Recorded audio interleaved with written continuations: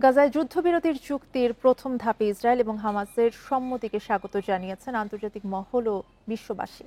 এ বিষয়ে আলোচনা করতে রাজধানীর কাকরাইল থেকে আমাদের সঙ্গে আছেন রাজশাহী বিশ্ববিদ্যালয়ের আন্তর্জাতিক সম্পর্ক বিভাগের সাবেক সভাপতি আব্দুল্লাহ আল মামুন। আপনাকে স্বাগত জানাচ্ছি ইন্ডিপেন্ডেন্ট সংবাদে। এবং জনাব মামুন, আমি যেটা শুরুতেই জানতে চাই যে ট্রাম্পের 20 দফা মেনে আপাতত গাজায় যুদ্ধবিরতিতে রাজি হামাস এবং ইসরায়েল।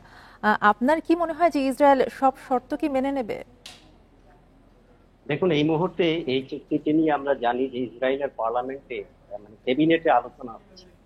তা আমাদের কাছে যতটুকু তথ্য আছে তাতে জানা যায় ইসরায়েলের বর্তমান যে ক্যাবিনেট, সেটা মানে এই সরকার হচ্ছে কোয়ালিশন সরকার। এই কোয়ালিশন সরকারের যারা রাইট মানে ফার রাইট অংশ আছে, বিশেষ করে ফাইন্যান্স মিনিস্টার মট্রিস এবং তার সঙ্গে যারা আছেন, তারা এই চুক্তির ব্যাপারে বিরোধিতা করেছেন। তবে কোয়ালিশনের অন্য যে সদস্যগুলো আছেন তারা এটা সমর্থন দিবেন বলেই মনে হচ্ছে। কাজেই মনে হচ্ছে যে এটা অন্তত 60% সমর্থন আছে। সুতরাং এটা হয়তো বা ইসরায়েলের পার্লামেন্টে পাশ হয়ে যাবে, রেটিফাইড হয়ে যাবে। কিন্তু প্রশ্ন হচ্ছে যে এই চুক্তি পাশ করা মানেই কিন্তু এই ফিলিস্তিনের যে মূল সমস্যা, ফিলিস্তিনিদের আত্মনিয়ন্ত্রণ অধিকার এবং তাদের রাষ্ট্রের যে স্বীকৃতি, এটা কিন্তু বাস্তবায়িত হচ্ছে না। আপাতত আমরা যেটা মনে করছি যে গাজায় যে ধ্বংসলীলাটা চলছে, মানবীয় বিপর্যয় ঘটেছে, সেখান থেকে হয়তোবা সাময়িক সময়ের জন্য মুক্ত হওয়ার একটা পথ হিসেবে এটা দেখা হচ্ছে। তবে এই চুক্তির মধ্যে অনেক কিছুই কিন্তু আছে। প্রথমত দেখুন, এই চুক্তিতে নেতানিয়াহু সমর্থন করলেও তিনি কিন্তু একটা শর্ত জুড়ে দিয়েছেন। তিনি বলেছিলেন যে শুরু থেকেই আমাদের উদ্দেশ্য ছিল দুটো। একটা হচ্ছে আমাদের জিম্মিদেরকে আমরা মুক্ত করব, আর দ্বিতীয়ত হচ্ছে আমাদের সব গোলগুলো অর্থাৎ লক্ষ্যগুলো বাস্তবায়ন করব। এখন ইসরায়েলের সব গোল কি, তার মধ্যে অন্যতম ইঙ্গিতটা দেওয়া হয়েছে হামাসকে ওখানে ডিসআর্মামেন্ট করার জন্য। এখন আপাতত হামাস হয়তো এটা মেনে নিয়েছে, কারণ তাদের যে বহিঃশক্তি যারা তাদেরকে সাহায্য করে, ইরান দুর্বল হয়ে গিয়েছে, সিরিয়া দুর্বল হয়ে গিয়েছে। কাজে তাদের পক্ষে হয়তো বা যুদ্ধটা চালিয়ে যাওয়া সম্ভব হচ্ছে না। এই আপনার কথার বিষয়। সাথে যদি একটু যুক্ত করি যে আগেও কিন্তু দেখা গিয়েছে যে ইসরায়েল কোনো চুক্তি কিংবা আন্তর্জাতিক আইনের তোয়াক্কা করে না। এবার আসলে কি করবে, কি বলবেন এই বিষয়ে?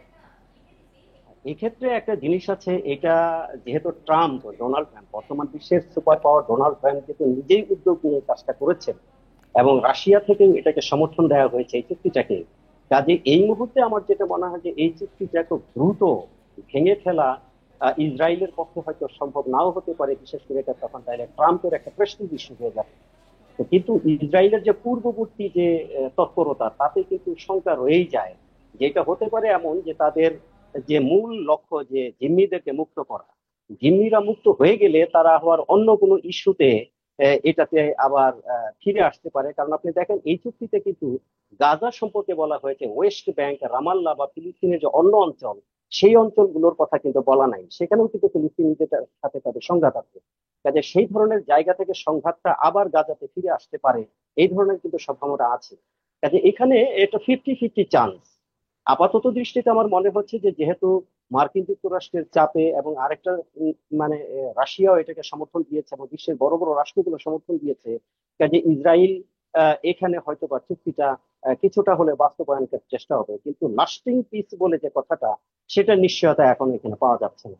বিরতির এই ঘোষণাকে কিন্তু স্বাগত জানিয়েছে বিশ্ববাসী। এবং যেমনটা আপনি বলছিলেন যে একেবারেই আসলে এখনই ভেঙে ফেলাটা একটু কঠিন হবে, কিন্তু এই চুক্তি কতটা টেকসই হবে? এবং পাশাপাশি জানতে চাইবো যে গাজা পুনর্গঠনে মুসলিম দেশগুলো কি এগিয়ে আসবে কিনা?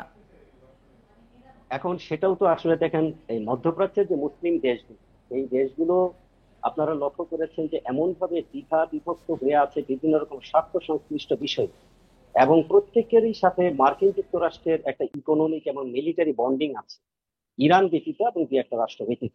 কাজে এই ক্ষেত্রে এই ইনফ্রাস্ট্রাকচারাল ডেভেলপমেন্ট এবং বিজনেসের যে পার্ট, যেটা ডোনাল্ড ট্রাম্প চাচ্ছেন, সেটা হয়তোবা যদি সিজ ফায়ারটা হয়, তাহলে হয়তো কিছুটা শুরু করতে পারবেন। সেক্ষেত্রে হয়তো বা পার্টনারশিপ হিসেবে মার্কিন যুক্তরাষ্ট্র যেটা করতে পারে, যে মার্কিন যুক্তরাষ্ট্র বা তাদের কোম্পানিগুলো অনেক সময় চেষ্টা করে যে তাদের কোম্পানিগুলো সরাসরি সেখানে ইনভেস্ট করলে বা তাদের নাম নিয়ে ইনভেস্ট করলে যদি সমস্যা হয়, তাহলে অন্য দেশের মাধ্যমে তারা কিন্তু ইনভেস্টমেন্ট গুলো এখানে ইমপ্লিমেন্ট করে। কাজেই সেই হিসেবে তো মুসলিম কান্ট্রি গুলো আশেপাশে যারা আছে, তাদের এক ধরনের সংযোগ তো এখানে থাকবেই।